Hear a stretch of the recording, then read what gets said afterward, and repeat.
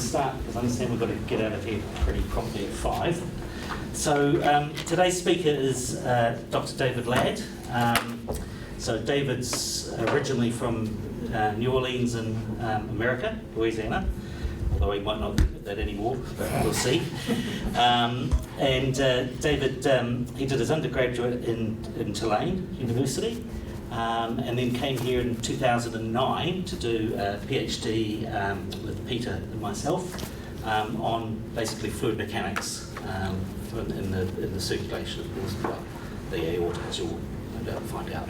So David's now moved over to Australia, to Melbourne, where he's currently based, and he's just back to fix up some stuff and give you guys a seminar. So I'll let David get on with it, and then we can have some questions at the end. That's right. Thanks, Peter, and thank you all for coming. As I'm sure you've no doubt read by now, my thesis was titled An Open Source Vascular Modeling Framework from Imaging to Multiscale CFD. And as I'm sure most of you are already aware, CFD stands for Computational Fluid Dynamics. So this can provide detailed analysis of complex fluid mechanical scenarios, and I'm interested in applying this to cardiovascular applications. Using CFD, we can get high resolution data of pressure fields, things like wall shear stress, which require both the velocity field and the geometric data to resolve that shear stress at the interface between the fluid and the wall.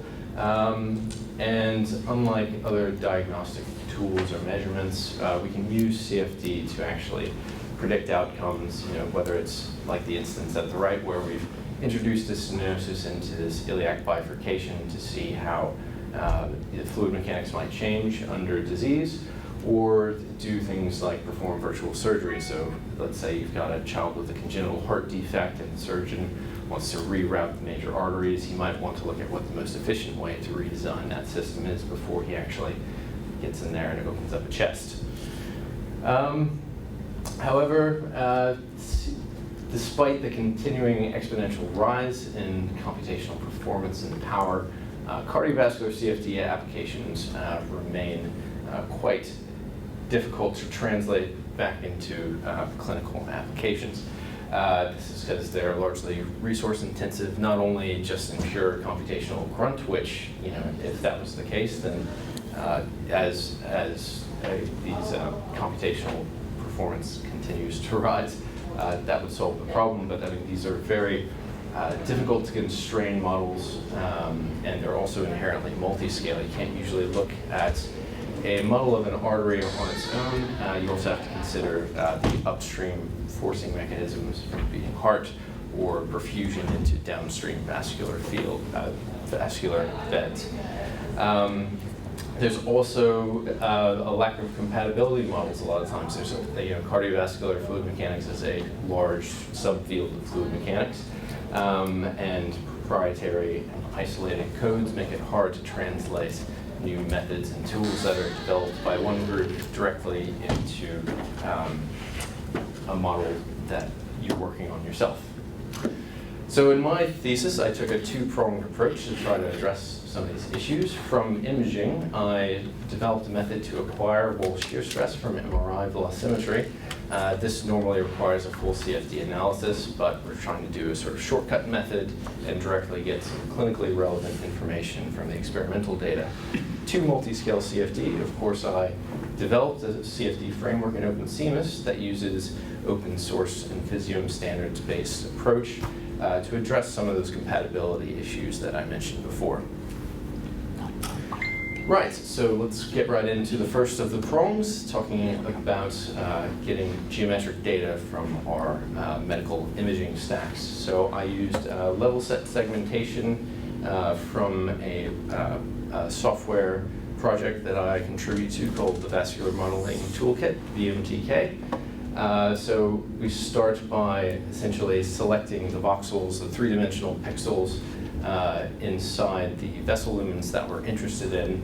And from there, we use level set segmentation to evolve a much higher resolution description of the the vascular surface.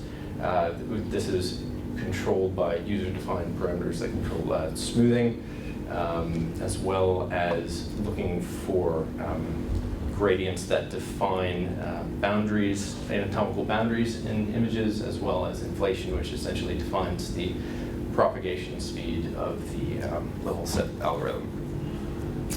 But one of the interesting things that has come about in the past decade or so is MRI velocimetry. So in addition to just purely geometric data, we can now also use phase contrast velocimetry to get velocity data from MRI. So this, we get this as another set of 3 image stacks, one for each Cartesian coordinate direction. And so I used level set segmentation to also segment out velocity data inside the vascular domains that we're interested in modeling. So this gives us discontinuous data in the vascular domain. These are still point-wise voxel-based data points with velocity data associated with them. But if we want to look at something like wall shear stress, we need a continuum model. And to do that, we mesh up the high-resolution geometric surface, and then we're going to try to fit that velocimetry data to the nodal points in our computational mesh. So the goal of the fitting procedure is to accurately fit fields at nodal points to the MRIV data. For this, I use cubic spline interpolation in time. So this data isn't only discrete in space, it's also discrete in time. So we fit cubic splines to that velocity data and then resample it at a higher resolution.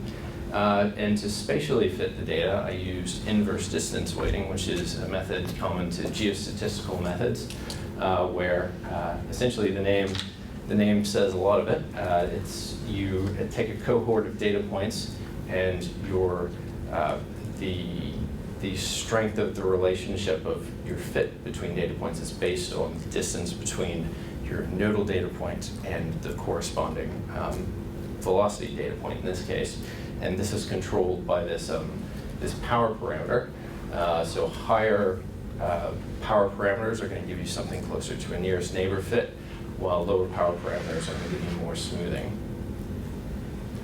Right, so to test this out, I created a computational test case, Hagen-Pouseuille flow, so essentially steady state flow through a cylinder. So I created a cylindrical domain, meshed it up, and then created a simulated set of MRV data that lies within the lumen of this cylinder.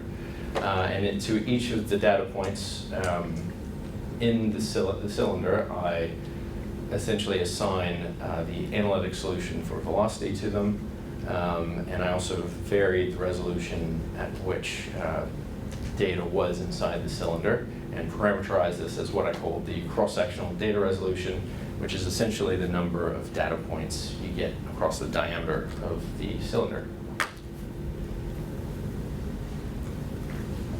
So there's a few parameters here that we need to optimize. One of them is that power parameter, which again is sort of the strength of weight based on the distance. Another is what I call the vicinity factor, which essentially decides the number of data points we're going to fit to each node. This I based, well, don't need that. Hang on.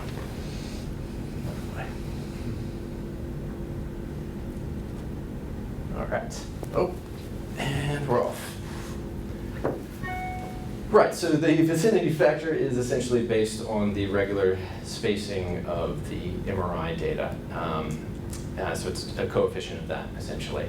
And then I also looked at incorporating another layer of zero-valued voxels that surround the lumen data because as we approach the wall based on a no-slip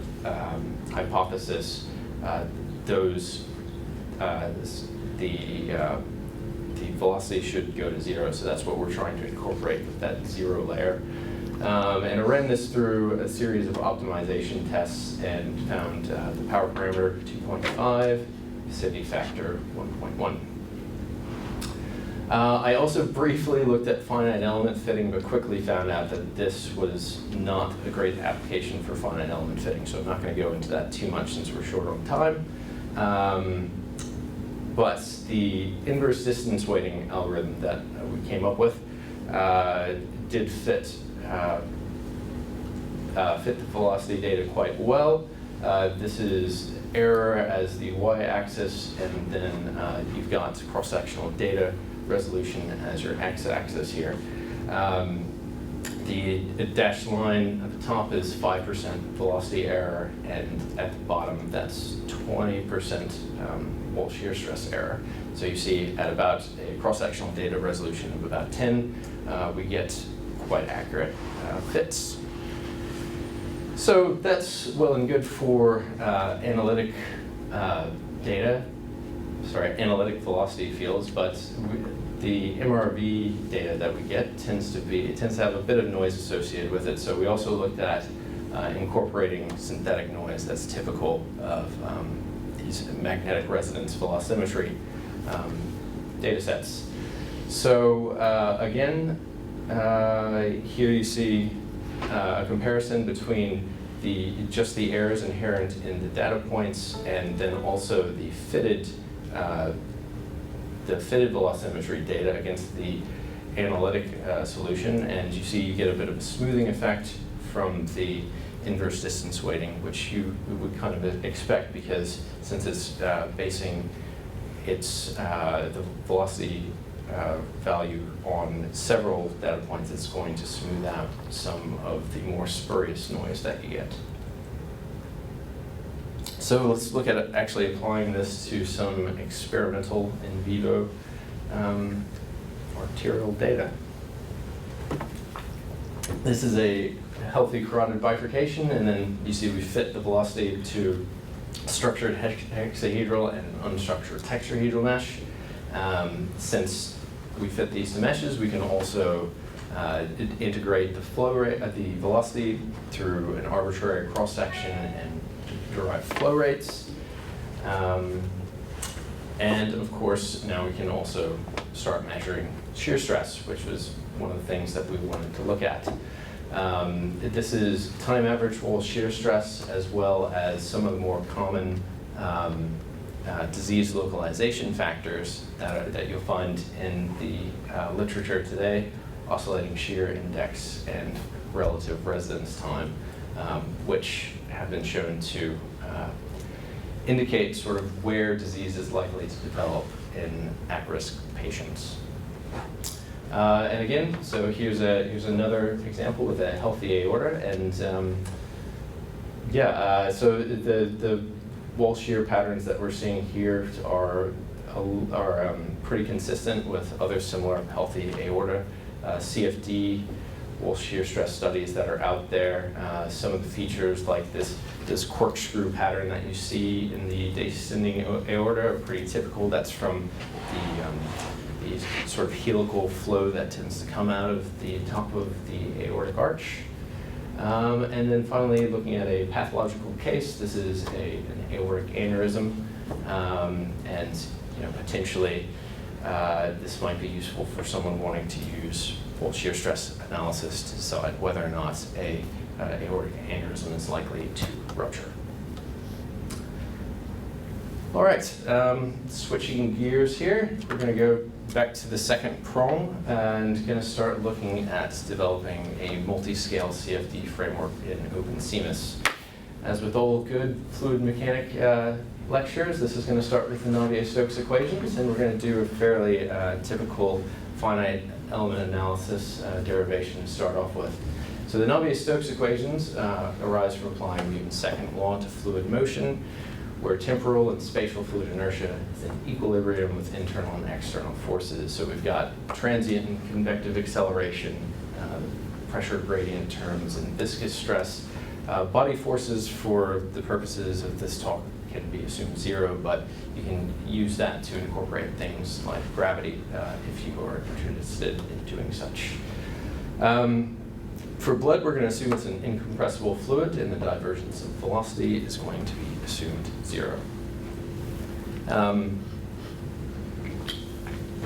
As I said, we're taking a fairly standard finite element approach to start. We're applying weight functions to the Navier-Stokes equations, then integrating the divergence of stress terms by parts, and applying the divergence theorem. This gives us a more numerically tractable set of equations, and also we get the natural or Neumann boundary condition terms to drop out, which I'm going to be lumping into a single term h in the following slides. Right, so from there we'll go into a finite element formulation and break up our domain into finite elements. And again, we're going to be integrating these terms over the elements rather than the whole domain. We'll apply basis functions to transform the problem from the global x coordinates into local z coordinates, and we arrive at these lovely, ugly sets of equations. But at least now we can break these down into a bunch of matrix terms, stick them into the general form for nonlinear dynamic equations in OpenCMISS, and we've got something that we can actually solve. So that's definitely useful, but we do run into some stability issues with a classic finite element method to break down Navier-Stokes equations. One is in the pressure field. You run into the Babushka-Brezzi consistency condition. This is part of a larger group of n-sub conditions on saddle point problems, but the ultimate upshot is that it can result in checkerboard-like pressure oscillations in the pressure field. So one way to get around this and still use classic FIM is to use mixed methods, where you define your velocity and pressure spaces on different orders. So you might do quadratic velocity near pressure. Another stability issue that you run into is convective instability, which occurs when inertial forces dominate viscous forces at the element level. This results in these wiggles that you see here, impinging on this wall in the example. And these are non-symmetric velocity gradients that arise perpendicular to flow. You can, again, using a classic finite element method, you can get around these by continually refining your mesh, but that's often not very numerically tractable. You're increasing the size of your problem a lot if you're trying to match your length scale with your diffusion scale. So as you could tell from the stabilized alternatives in the previous two slides, there's other ways around this, and what I did as part of my work was develop a residual-based variational multiscale method in OpenCMISS. So this counteracts some of the instabilities that we talked about by critically damping these numerical oscillations, and it combines classic stabilization concepts with scale separation approach that is often used in large eddy simulation.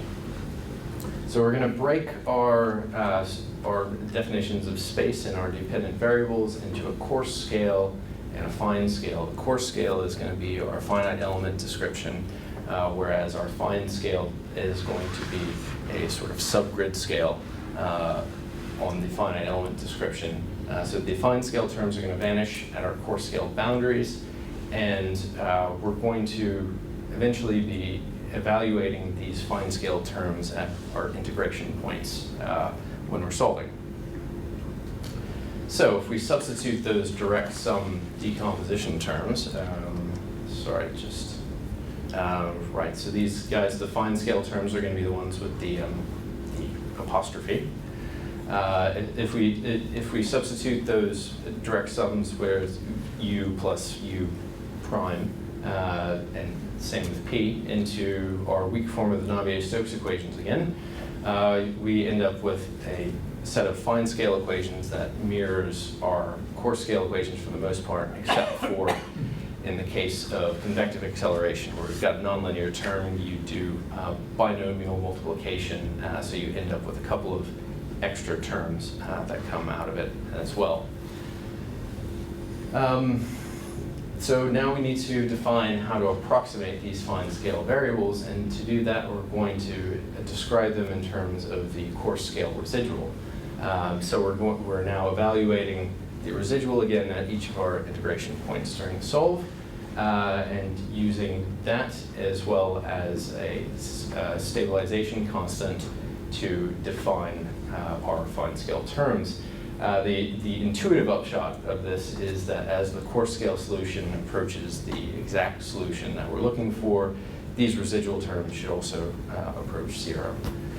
The stabilization constants that I mentioned are based on asymptotic scaling arguments from classic stabilization schemes, where here G is the metric tensor and C is a constant based on the type of element that you're using.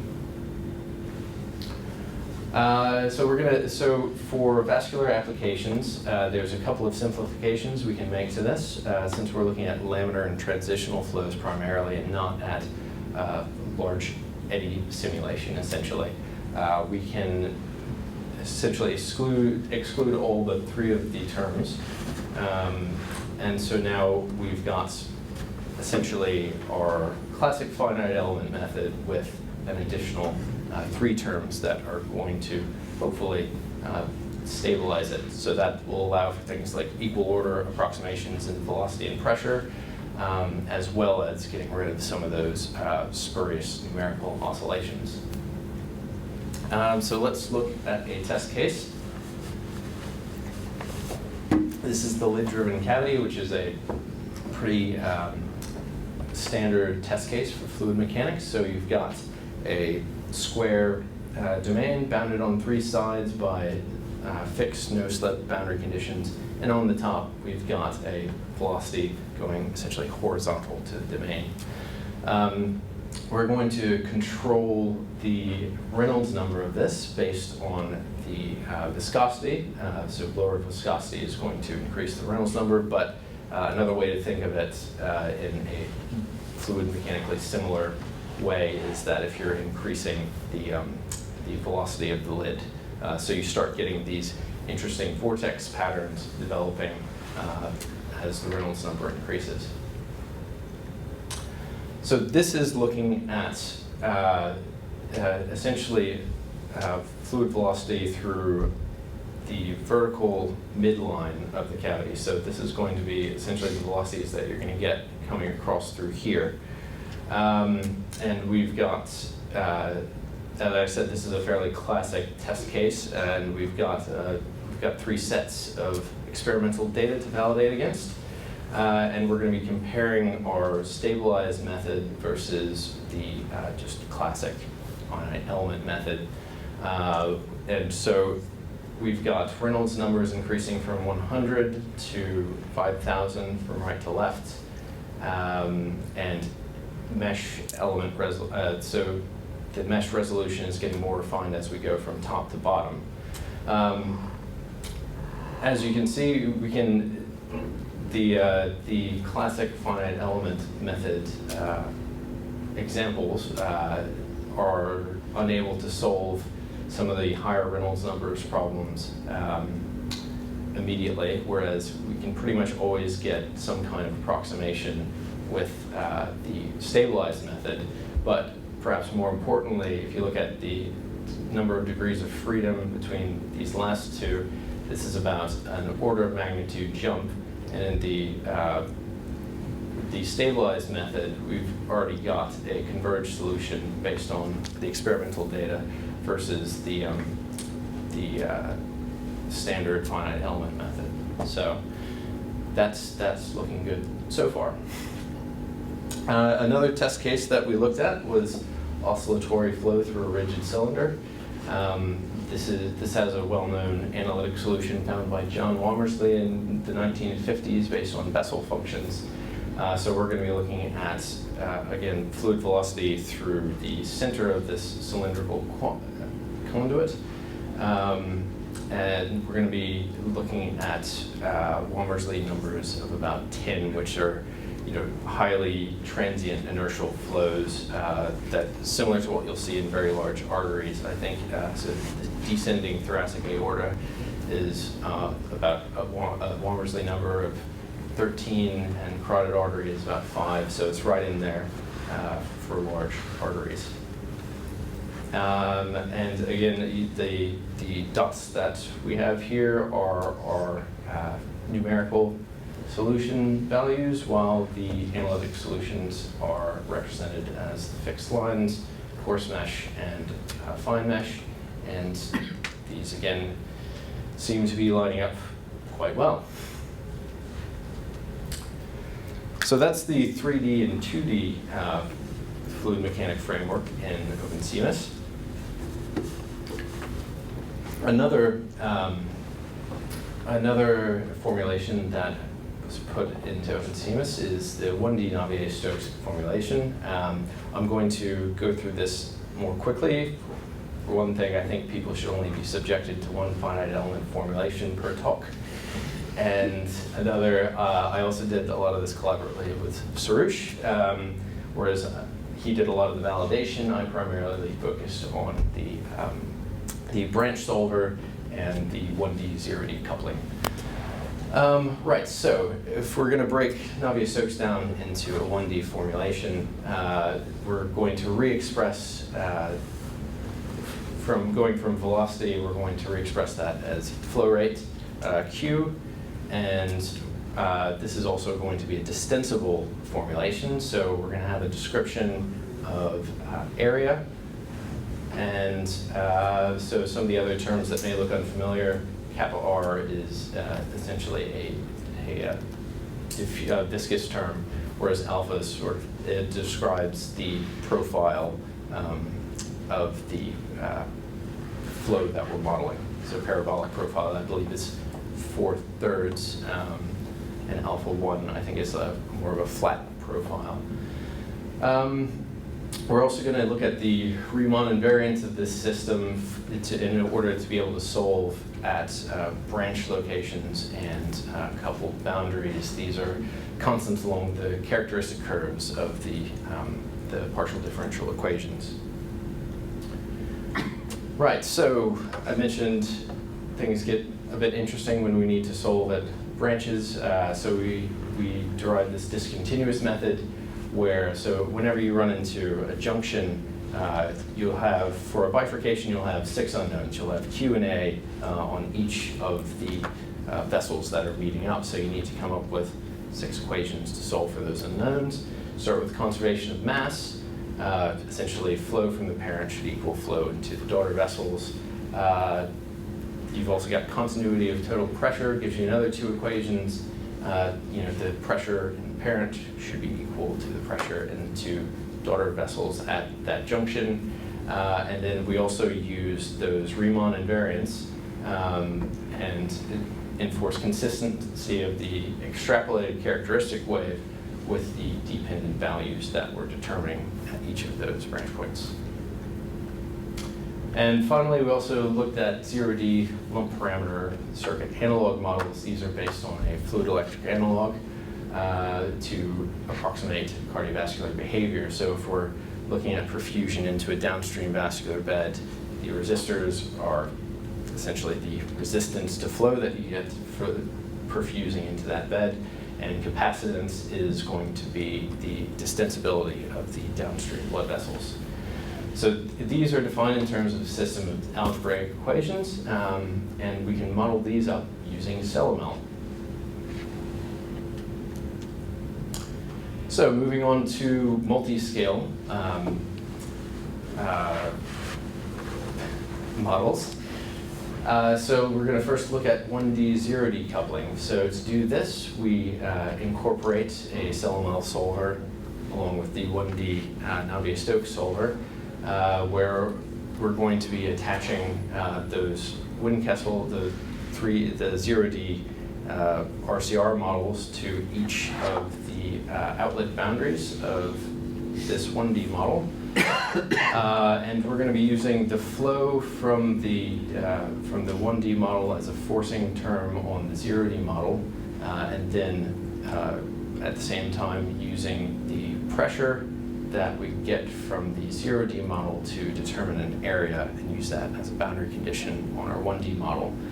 So we've set this up as an iterative solution between the 1D and 0D models, and we iterate until we get a converged solution. So similarly, if we do 3D 0D coupling, we're going to first integrate the velocity and pressure at the coupled 3D boundaries, since we've got a 2D face essentially meeting a pointwise 0D model. So we integrate the velocity to determine the flow rates and integrate pressure to determine a average pressure. So the solution of the 0D model and the coupled 3D 0D model is going to be incorporated into the nonlinear solution process for the 3D model. So again, we're using the flow rate from the 3D model to force the 0D equation, and then the 0D pressure is going to be applied as a pressure on the 3D model. And then that's going to update at every major Newton iteration. Right, so let's look at an example of this. On the left, we've got fixed pressure boundary conditions at the legs of our iliac bifurcation, while on the right we've got a 3-element Windkessel model. And both of these are going to have fitted magnetic resonance velocimetry data applied as an inlet boundary condition.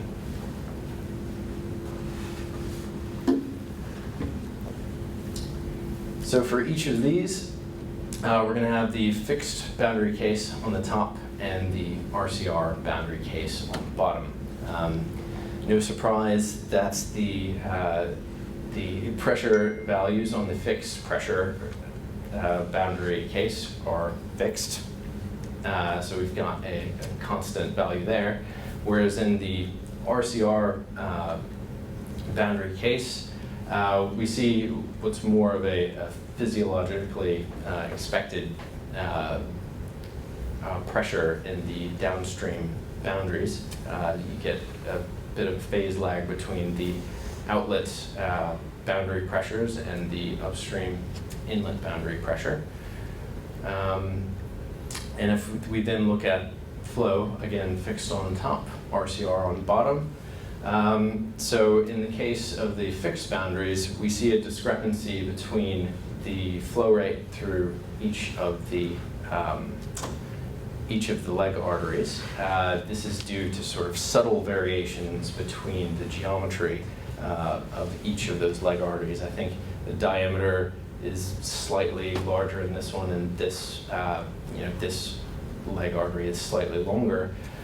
So this is going to completely determine what the flow in the system does, and as a result, we have this discrepancy. However, if we use these Windkessel models to provide a dynamic response to the flow coming through each of these leg arteries, you see the flow at these boundaries is essentially indistinguishable, because it's the impedance of the downstream vascular beds that are forcing the system, rather than just these subtle changes in geometry. So this gets slightly more exciting if we introduce even more geometric asymmetry. So I've put a 50% stenosis in one of the legs of each of these, in one of the arteries. And here, again, we see that the Windkessel model response causes a pretty significant drop in pressure, because as a clinician will tell you, a 50% stenosis isn't usually something that is significant enough that you're going to be doing an intervention on. Usually it has to be more like 80% to justify doing a stent or some other type of interventional procedure. And again, we see a much larger discrepancy in the flow between the right and left leg arteries in the fixed case, as this is again driven completely by the geometric changes versus the RCR model, where it's redistributing that fluid flow based on perfusion into the downstream vascular beds. All right, so another set of multi-scale models that I looked at was incorporating constitutive rheological models into a 3D model. So for the sake of time, I'm not going to be very explicit about each of these models, but essentially these are all established rheological models that essentially determine effective viscosity as a function of shear rate. And you can see the different response of these models in this plot here, where we've got effective viscosity as our y-axis and shear rate as our x-axis. So again, we describe these in CellML, and we do a field mapping between shear rate from the 3D solution to CellML models as a black box, which is going to return the effective viscosity and allow us to continue to solve the 3D model.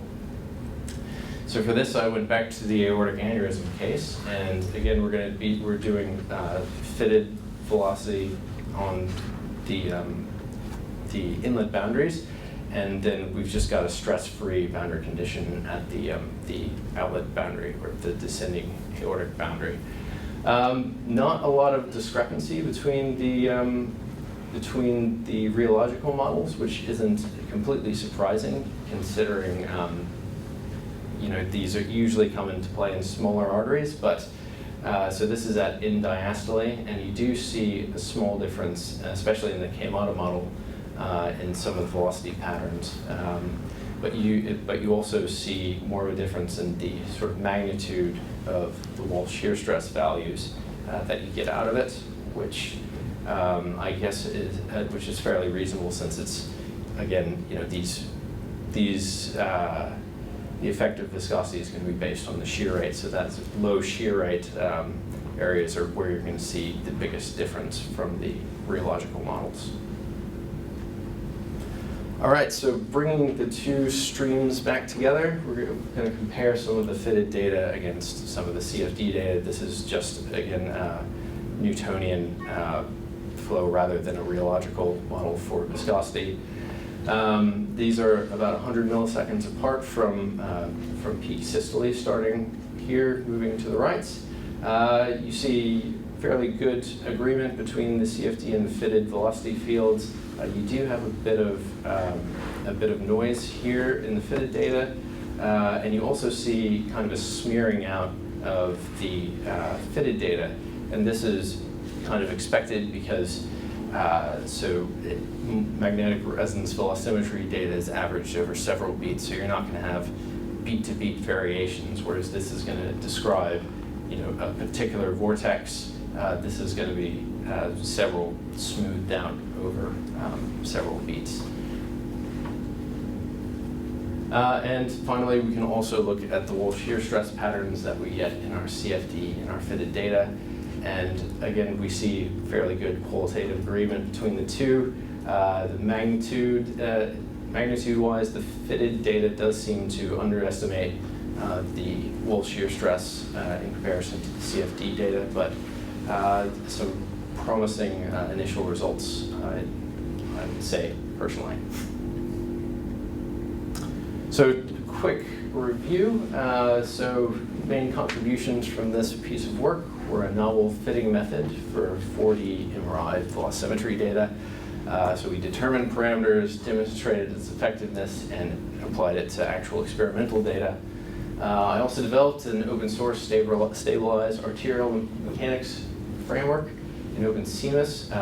As far as I know, this is the only open source RBVM method out there. I have looked, especially when I was coding this up. And also, I contributed a Physiome standards compliant multiscale CFD modeling framework using coupled CellML models. So some things that we'd like to explore in the future. Most immediate things are to further explore the viability and utility of this MRV fitting framework. Larger cohort of models, do some more validation with the CFD. And also, I'd like to take this fitting framework and contribute it back to VMTK, because in addition to possible clinical utility of directly estimating wall shear stress for CFD practitioners who want to use the fitted data as boundary conditions for their CFD simulations, it could be quite useful. Another thing that might want to look at in the future is automated tuning of those 0D models that I mentioned earlier. Fluid structure interaction in OpenCMISS, all of these 3D models that I described were sort of rigid-walled, but of course there is some distensibility in arteries, and that's something that we would want to incorporate. And pending that, also looking at 3D, 1D, 0D, so kind of the whole spectrum of multi-scale models in one go.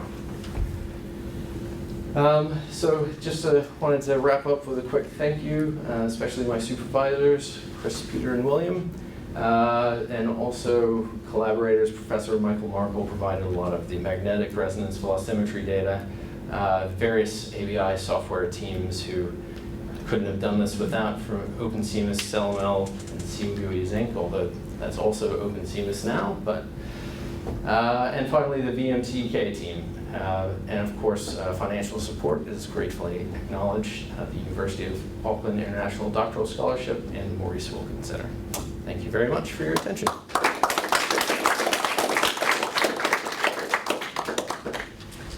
Great, thanks, David. Are there any questions?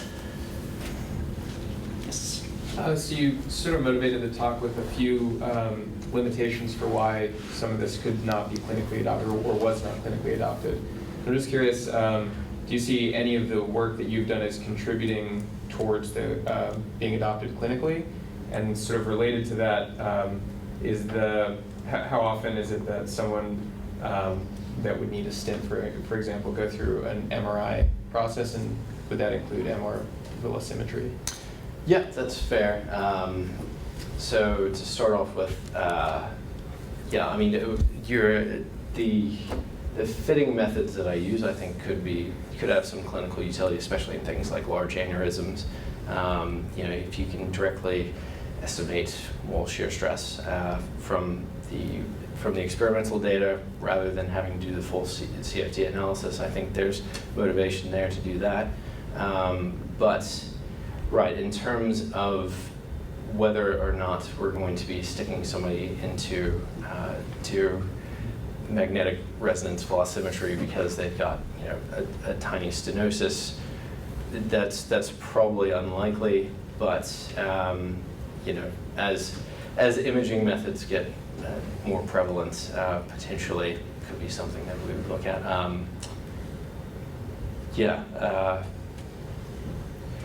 It's fair. Yeah. Well, I guess, I mean, the direction that I would go with that is thinking about maybe changing, depending on the expense, and I have no idea, you know, how long an MRV scan takes, but you know, frequently there are clinical diagnoses that don't take into account MRI that could pretty cost effectively. So in some of the work I do, you know, at a very low cost, you could get MR data, and then it's up to the modelers of how valuable that data can become. So just sort of an idea of something that maybe isn't clinical practice now, but could easily become. I think there's a good argument for it. I mean, the MRV scans, they're not too time intensive, but I think you can acquire them in about 20 minutes. Often, you know, there's a lot of free breathing methods and things that people use now that acquire this data fairly quickly. But you know, these are still multi-million-dollar machines, and especially to get, you know, at the resolution that I was looking at, you know, this is I think it was a 4 Tesla MRI machine. So isn't some of the new developments in the handheld ultrasound scanners, which are providing I've just been looking at some of them in Norway. They're pretty impressive Okay. velocity profiles now. Right. From things this big that you can. Yeah, do you know what the resolution of those might be? I don't know the numbers, but it just, I mean, I'd be surprised if they're not as good as the MR. Yeah. And certainly much better temporal resolution. Fair enough. Definitely something to look at.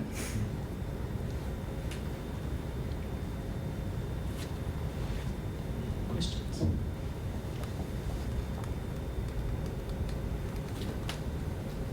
Superb talk, Dave.